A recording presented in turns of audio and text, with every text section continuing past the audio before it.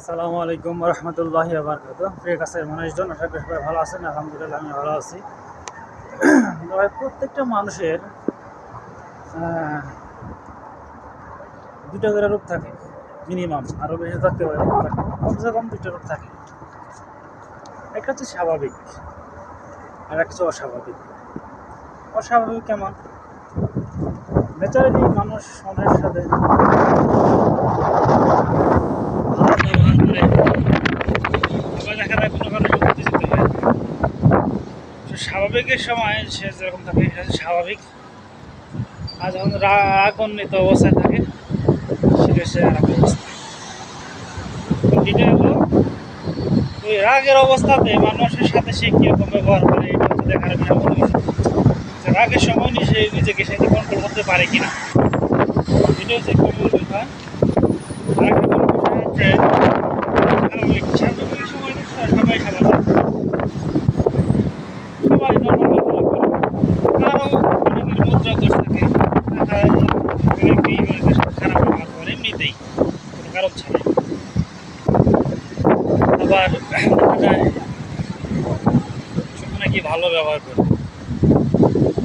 আবার কিছু কিছু মানুষ আছে রাগের সময় নিজেকে কন্ট্রোল করতে পারে না, আউট অফ কন্ট্রোল। সেক্ষেত্রে দেখা যাচ্ছে মানুষের দুটো ব্যবহার হয়ে গেল, দুটো হয়ে গেল। তখন আপনাকে মানুষ চিনতে হবে, বুঝতে হবে যে হ্যাঁ, এই যে লোকটার আচরণ এরকম, এই লোকটার আচরণ এরকম। তবে সবসময় মানুষের সাথে ভালো ব্যবহার করা এটাই হচ্ছে শ্রেয়। কেননা আপনি একদিন থাকবেন না, কিন্তু আপনার ব্যবহার, আপনার কাজ, কর্মটাই পৃথিবীতে থেকে যাবে। অনেকেই আছে পৃথিবীতে থেকে তারা বিদায় নিয়ে গেছে, যারা মারা গেছে, চলে গেছে, বিদায়, কিন্তু তাদের কাজের দ্বারা তারা পৃথিবীতে আজও বেঁচে আছে, তাদের নাম এখনও পৃথিবীতে আছে। মানুষ তাদেরকে স্মরণ করে, ঠিক আছে? তো বিখ্যাত মানুষের কেউ স্মরণ করে, কুখ্যাত মানুষকে স্মরণ করে। কিভাবে স্মরণ করে? ফর এক্সাম্পল,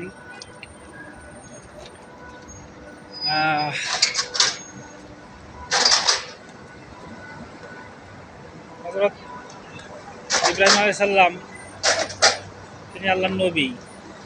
তিনি পৃথিবীতে শান্তির বার্তা ছড়িয়ে দিতেন, কিন্তু ওই সময় নমরুদ ছিল তার প্রতিপক্ষ।